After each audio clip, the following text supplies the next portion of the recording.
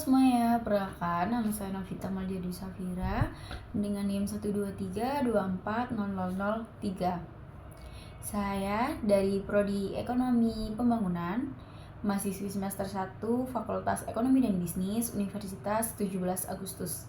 Baik, pada kesempatan kali ini saya akan mempresentasikan mengenai teori lingkungan yang berpengaruh terhadap perkembangan bisnis pada mata kuliah pengantar bisnis. Untuk lebih jelasnya lagi akan saya jelaskan pada video berikut ini. Baik, pada kesempatan kali ini saya akan memberikan sedikit informasi mengenai mata kuliah pengantar bisnis. Pada mata kuliah pengantar bisnis ini, kita diajarkan untuk mengetahui step by step sebelum kita memulai suatu usaha. Nah, seperti yang materi yang akan saya bawakan, yaitu terhadap masalah lingkungan hidup dan pengaruhnya pada suatu bisnis. Sebelum kita mengulik lebih jauh, apa sih latar belakang yang ada di materi ini? Menurut Othman, tahun 2006, beliau menuliskan bahwa tidak ada aktivitas perusahaan yang tidak berdampak buruk pada lingkungan. Pasti ada dampak buruk yang terjadi pada lingkungan hidup. Lingkungan bisnis terdiri dari lingkungan internal dan eksternal. Nah, kualitas lingkungan bisnis yang baik dapat menjadi faktor pendorong utama bagi pertumbuhan ekonomi di setiap negara tersebut. Berikutnya adalah masalah lingkungan hidup yang bersifat antropogenik. Berarti itu tuh masalah lingkungan hidup tersebut yang disebabkan oleh aktivitas manusia. Dalam hal ini, aktivitas yang disebut adalah aktivitas perusahaan dan aktivitas rumah tangga. Masalah lingkungan hidup tersebut dapat dikategorikan menjadi 5. Apa aja sih? Yang pertama ada efek rumah kaca, pemanasan global, dan perubahan iklim. Efek rumah kaca ini sebenarnya itu punya dampak positif jika kita mengelolanya dengan baik. Namun, lebih dominan berbentuk tambahan efek rumah kaca ini di bumi itu adalah CO2. Nah, semakin banyaknya gas rumah kaca dan akibatnya itu berakibat panas bumi itu tidak dapat diteruskan ke atmosfer, tetapi kembali lagi ke bumi. Nah, terjadilah pemanasan global tersebut. Pemanasan global pada akhirnya juga berakibat pada perubahan iklim. Nah, yang menjadi masalah adalah panas yang dihasilkan oleh 51% energi dari matahari ini. Akan tetapi, semakin besar persentase terperangkapnya karena efek rumah kaca, itu semakin pula pemanasan global yang terjadi. Jadi, penurunan produksi pangan dan ternak ditambah dengan kenaikan jumlah penduduk akan berakibat krisis pada pangsa pangan dunia yang diakibatkan oleh efek rumah kaca, pemanasan global, dan perubahan iklim tersebut tadi. Yang nomor 2 adalah lubang ozon. Lubang ozon ini adalah tirai tipis yang gampang rapuh. Nah, itu terdiri disebabkan oleh penipisan ozon, terutama adalah gas klorofluorokarbon atau CFC dari kaleng semprot. Nah, seperti kaleng semprot, pendingin, dan pabrik busa plastik, sinar ultraviolet. Nah, jika tadi mengenai tubuh kita, itu akan mengakibatkan berbagai macam penyakit seperti kanker kulit contohnya. 3 ada eutrofikasi air. Eutrofikasi air itu apa sih? Eutrofikasi air adalah sebuah keadaan di mana alga dan gulma tumbuh merajalela di permukaan air.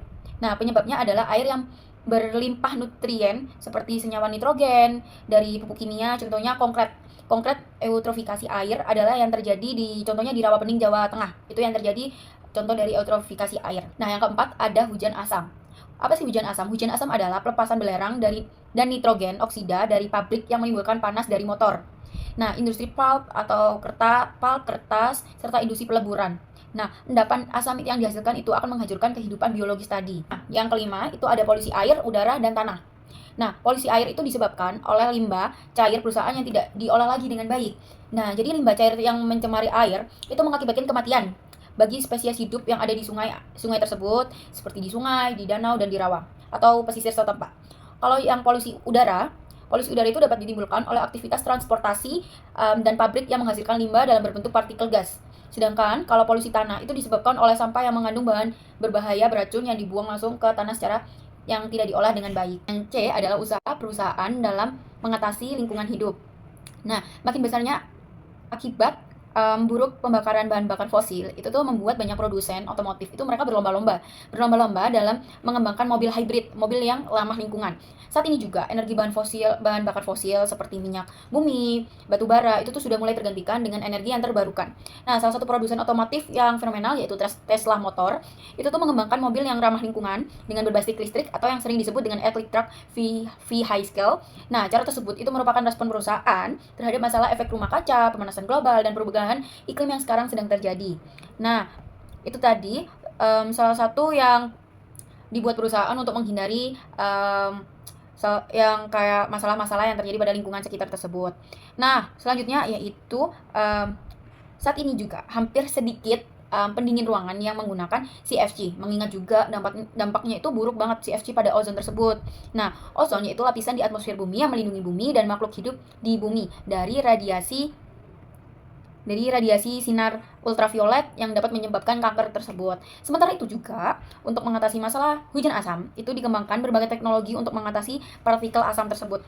Nah, kalau usaha untuk mengatasi berbagai polusi yang dilakukan yaitu dengan pengolahan limbah sebelum dibuang ke lingkungan sekitar. Jadi instalasi pengolahan air limbah atau yang biasa kita sebut IPAL atau IPAL itu merupakan praktik standar untuk menghindari polusi air tersebut. Baik, selanjutnya ada yang D. D adalah dampak kerusakan lingkungan pada ilmu manajemen. Nah, masalah lingkungan hidup ini telah akan mengubah ilmu, konsep maupun praktik manajemen. Sebagai contohnya aja nih ya, semakin banyaknya sampah elektronik telah mengubah konsep produk life cycle pada manajemen operasi. Nah, masih pada ilmu manajemen lagi, masih pada ilmu manajemen operasi. Makin besarnya dampak negatif dari aktivitas perusahaan pada lingkungan mengakibatkan makin berkembangnya teknologi bersih dan produksi bersih. Itu tuh juga konsep dari eco-wave science akibat makin menipisnya sumber daya alam. Model pemasaran dengan cara leasing akan membuat produsen atau pengelolaan perusahaan untuk memperpanjang daur hidup produk atau product life cycle yang biasanya kita sering sebut sekarang ya. Nah, dan bukannya memperpendek daur hidup produk dengan cara melakukan berbagai inovasi dengan menambah fitur akibat masalah lingkungan hidup, sementara pada manajemen keuangan, indeks Sri Kehati untuk perusahaan yang ramah lingkungan mulai diperkenalkan di Indonesia. Menurut Welford, ada berbagai alternatif posisi yang dapat dipilih perusahaan untuk mencapai keunggulan kompetitif terkait dengan lingkungan hidup. Baik, yaitu mengembangkan teknologi bersih, melakukan efisiensi sumber daya, pengembangan produk dengan konsep cradle to cradle. Nah, yang terakhir yaitu pemanfaatan gerakan Green Eco Summersim. Baik, selanjutnya adalah kesimpulannya yang terakhir. Dalam menjalankan manajemen pengelolaan lingkungan, perusahaan itu dibutuhkan peran aktif dalam dari semua elemen perusahaan. Peran aktif manajemen dapat diwujudkan dari kebijakan mengenai sistem manajemen, pengelolaan lingkungan hingga keterlibatan individu agar dapat terus berkembang dengan baik dalam jangka yang panjang.